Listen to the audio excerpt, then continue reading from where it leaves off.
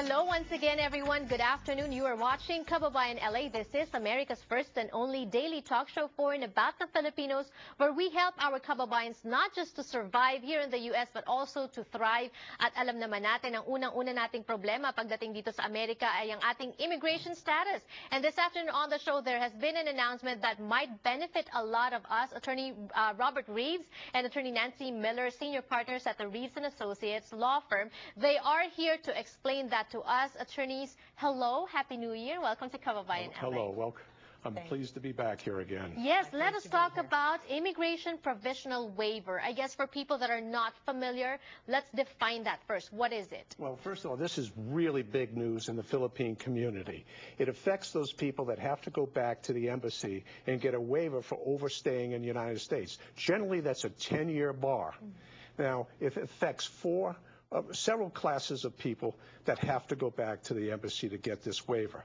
First of all, it's people who overstay, but it's fiancés that come here and they change their mind about getting married, or their fiancé dies. It's all the seamen that come to the United States. They can't get an immigrant visa in the United States.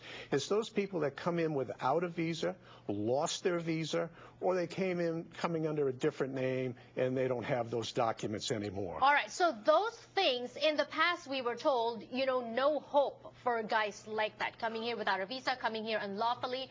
But now this gives hope to those groups of people. Attorney Nancy Miller? Well, they did have hope, but it was very difficult. Yes. They were able to get a waiver, but in order to do that, they had to go back to the Philippines, hope that the waiver would be granted while they were waiting, wait for the waiver to be granted. In the Philippines? In the Philippines, okay. While they were in the Philippines for however long that process took. Right. Now, they can apply for the waiver while they're in the United States, wait for that waiver to be approved while they're in the United States, and then when they go back to the Philippines to do the final processing, they have the waiver with them. Right. Sounds like good news, Attorney Reeves. Well, you can imagine the anxiety of the people right now and for the past 10 years, since 1997, when they had to go back to get this waiver. They have to go back there, and generally it takes about 3 months to 6 months. They cannot try to get back into the United States, or that'll result in a permanent bar.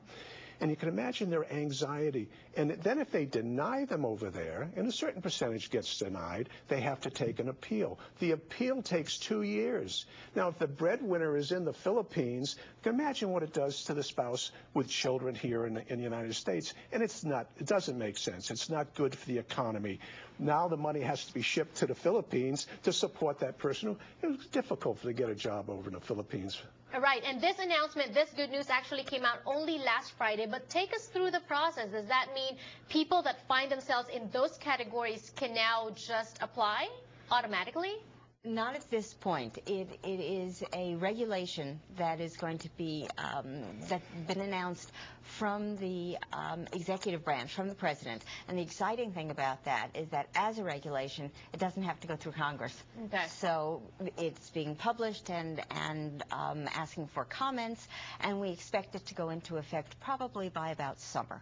About summer. So a few months from now, Attorney, at this point, people that find themselves in those categories, what do you suggest they do now? I suggest if they have a petitioner and they're in that situation, to start it now, because from the time you file a petition to the time you have an interview at the embassy, it's 1 year. Okay. In 1 year, these new rules will be in effect. Right. And what are the chances that these new rules won't be in effect? I think it's very, very positive. I'm like 99% that this is going to pass. It makes sense. The administration wants to do something for the immigrant community. They have not been able to get anything through Congress. This is not, as Nancy's mentioned, this is not a change of the law. It's a change of the rules, the procedures. Okay, and why should we go to Robert Reeves or Reeves & Associates for this? Well, we're the best. Simply, Did you want to add something to that? Well, they know who the best is out there. All right. Well, thank you so much. That's the number to call on the screen. Don't delay. Attorney Reeves and Attorney Nancy are going to help you, plus their staff too, Reeves and Associates. Your office is in Pasadena, correct? We have Pasadena, San Francisco, Las Vegas, and of course we have an office in Manila to help them before they go to the embassy. All right. You are everywhere. That's the website to check out also on the screens. Thank you so much, and more power. My pleasure, Janelle. Thank you. We will be back for more in Kababayan LA. Let us talk about careers in the arts. You might want to pursue those. Don't go away.